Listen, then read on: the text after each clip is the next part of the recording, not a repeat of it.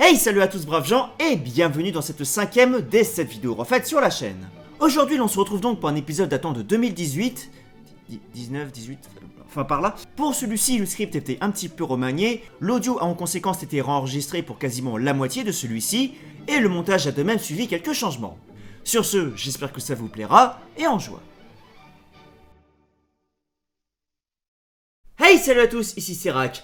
Et aujourd'hui, on va parler de deux personnages ayant eu des vies pour les moins insolites. Jerónimo de Aguilar et Gonzalo Guerrero, deux conquistadors ayant fait naufrage en 1511 en plein dans le territoire des Mayas. Mayas chez lesquels ils seront capturés comme esclaves avant de connaître deux parcours totalement opposés. Et croyez-moi, c'est riche en péripéties. Concernant ces péripéties justement, sachez que l'écriture de l'épisode a été un petit peu compliquée à faire, car les récits datant de cette époque se contredisent parfois d'une version à l'autre au niveau des détails. Je vous raconterai d'ailleurs les différences qu'il peut y avoir. Mais bon, je vous rassure, les trames principales en elles-mêmes ne changent pas. Bref, sur ce, j'espère que ça vous plaira, croyez-moi ça vaut le coup, et c'est parti.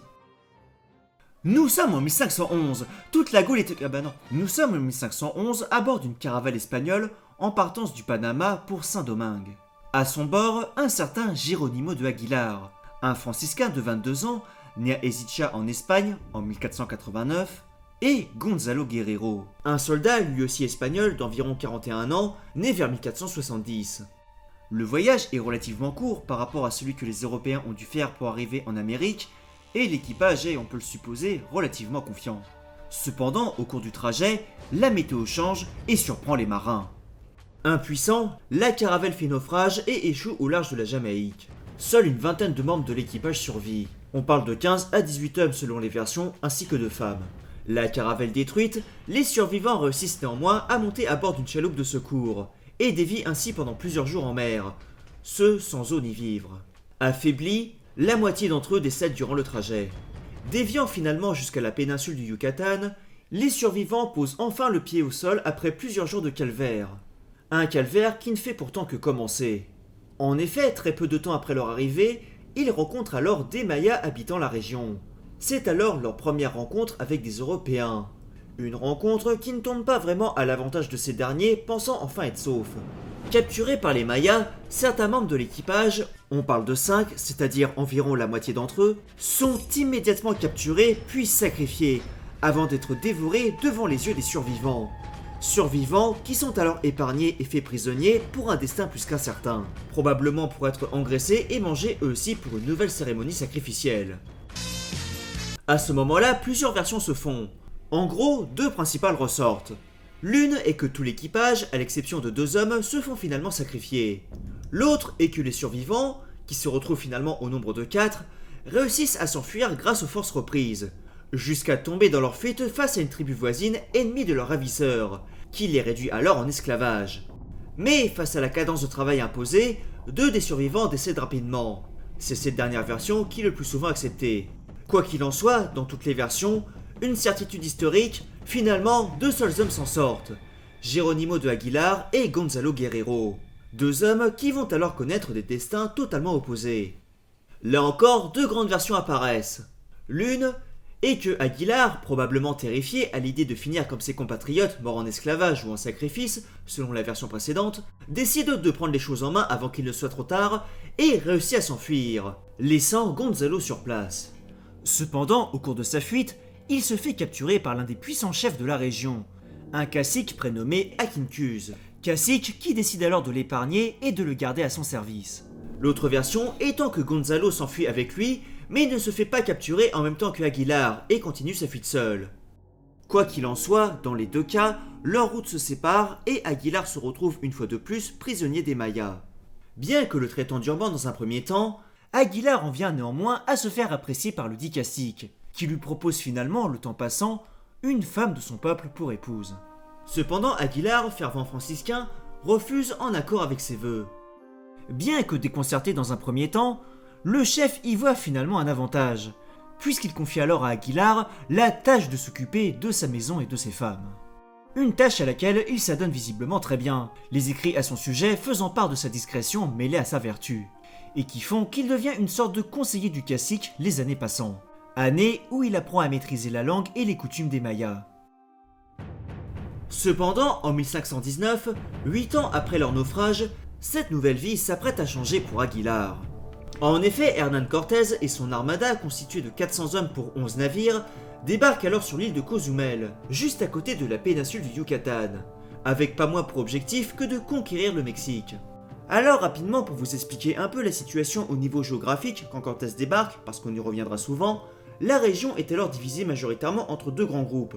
Le premier est l'Empire aztèque, avec pour capitale Tenochtitlan, qui domine ici tout le nord de la carte. Le deuxième, quant à lui à culture majoritairement maya, est divisé entre deux grandes zones, les basses terres et les hautes terres, qui sont en fait toutes les deux constituées de divers petits royaumes avec des jeux d'alliance, mais qui ne sont pas unis en un empire comme les aztèques. Voilà, et tout ce petit monde-là passait généralement son temps à se taper sur la tronche pour avoir des prisonniers à sacrifier aux dieux. Bref, à son arrivée, Cortés a cependant une surprise de taille qui l'attend. Des autochtones crient Castillane à leur arrivée. Il apprend ainsi rapidement, avec l'aide de son interprète, prénommé Melchorejo, un indigène capturé 2 ans auparavant, que 2 Espagnols vivent alors parmi les Mayas. Devant cette nouvelle, il envoie ainsi rapidement une expédition à leur recherche. Localisant Aguilar, il offre une rançon en échange de son retour auprès du cacique, qui accepte finalement à regret. Aguilar retrouvant ainsi enfin ses compatriotes après plus de 8 ans sans le moindre contact avec des gens de sa langue. Lorsque celui-ci rencontre les Espagnols en revanche, il ressemble alors tellement à un Amérindien que les soldats ne le reconnaissent seulement que quand il se met à leur parler en espagnol.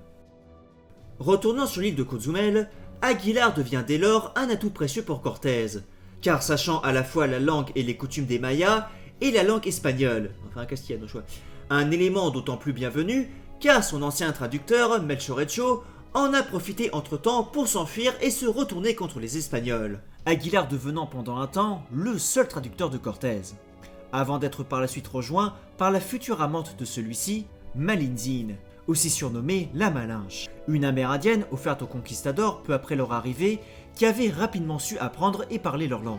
Aguilar et elle travailleront ainsi ensemble pendant plusieurs années et auront une importance capitale dans la conquête du Mexique. La Malinche cependant deviendra la principale traductrice par la suite, car sachant, en plus de la langue maya, aussi parler le nahuatl, une des autres langues dominantes de la région, notamment dans l'Empire aztèque. Aguilar continuera néanmoins de servir Cortés dans ses conquêtes en tant que traducteur et soldat. En 1525, un terrain lui sera finalement offert pour construire sa propre maison sur les terres conquises, suivi 2 ans plus tard de plusieurs encomiendas au nord de la vallée du Mexique. C'est-à-dire en gros des terres où il pouvait faire ce qu'il voulait en réduisant par exemple la population en quasi-esclavage pour son propre profit. Celui-ci mourra cependant quelques années plus tard, en 1531, sans que l'on sache en revanche où exactement, ni pour quelle raison. Mais retour quelques années en arrière au moment de son évasion. Pour cette fois-ci, nous intéresser au sort de son autre compatriote prisonnier avec lui, Gonzalo Guerrero. Là encore, son histoire débute avec 2 versions possibles, selon s'il s'était évadé avec Aguilar ou non. La grande première est donc qu'après l'évasion d'Aguilar seul, Guerrero se retrouve en plus que mauvaise posture. Isolé, il n'a alors plus que 2 fins de vie possibles qui s'offrent à lui, mourir sacrifié et dévoré comme ses compatriotes, ou mourir en esclavage. Cependant, à sa grande surprise, il obtient un traitement tout autre, puisque les Mayas décident alors d'en faire leur esclave. Celui-ci étant alors envoyé au chef du Chetumal, Nanchan, qui décide non pas de le sacrifier, mais de le garder à son service. La deuxième version donc, quant à elle, est qu'il fuit avec Aguilar. Mais comme dit plus tôt, Aguilar se fait capturer en cours de route, et Guerrero se retrouve à présent seul à s'enfoncer dans la jungle. Jungle où il se fait finalement capturer par des Mayas qui l'envoient à ce dit chef.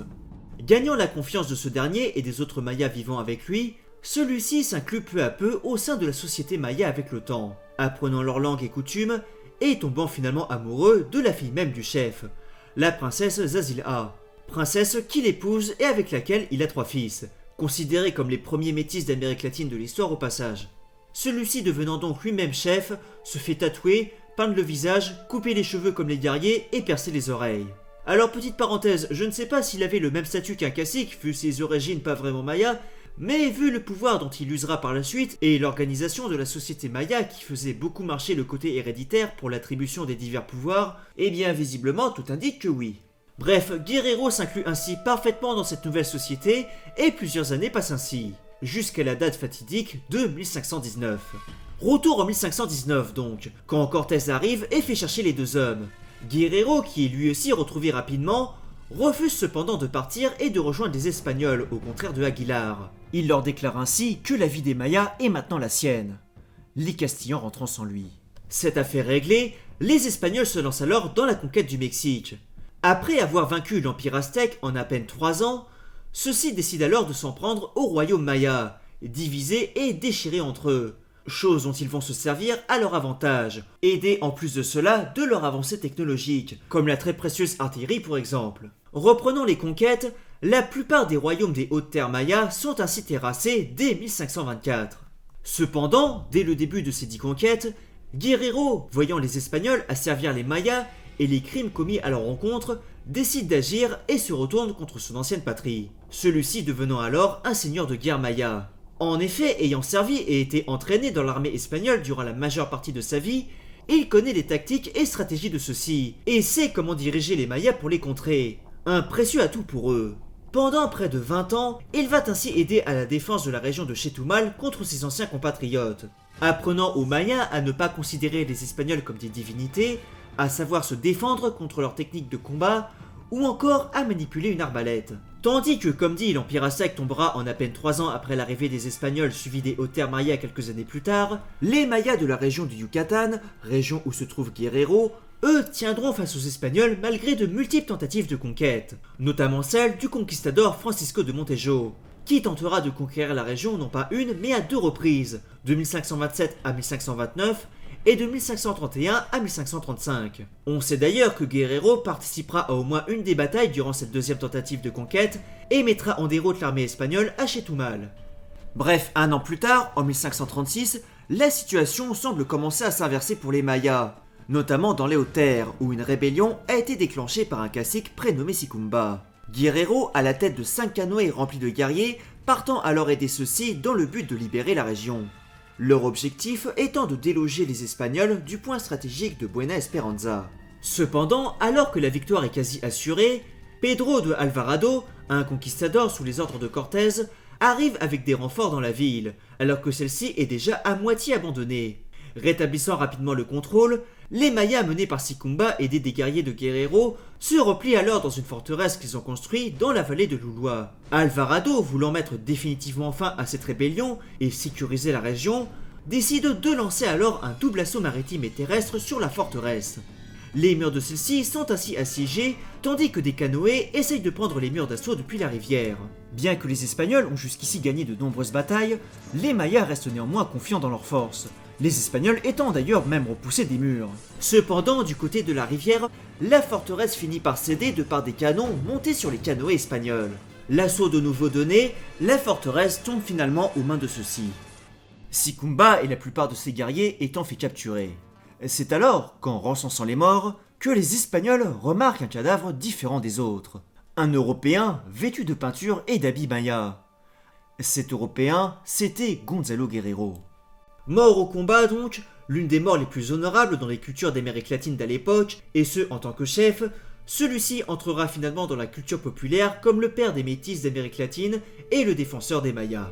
Et bon, il servira aussi basiquement à l'histoire de Avatar. Mayas qui tiendront encore pendant des années face aux Espagnols. Les conseils promulgués par Guerrero n'y étant probablement pas étrangers. Le royaume d'Itza, dernier état maya, sera ainsi le dernier état maya à sombrer, ce près de 173 ans après la chute des royaumes mayas dans les Hautes-Terres. Et voilà, c'était donc l'histoire de Gonzalo Guerrero et Jerónimo de Aguilar. J'espère que cet épisode vous aura plu. Si c'est le cas, n'hésitez pas à liker. Vous pouvez aussi me retrouver et me soutenir via les divers liens disponibles dans la description, notamment en faisant un don, et grâce à celui-ci, vous pourrez figurer au générique que voici dès maintenant. Un grand merci donc aux donateurs, dont voici quelques-uns de leurs noms. Un grand merci donc à Sylphia, Merlin Gourlet, Vacorgan, Baptiste, Lazik, Shigara, Taikera le sapin mouillé, Blenzing Anota, Iden Lulu et Nathalie Rose.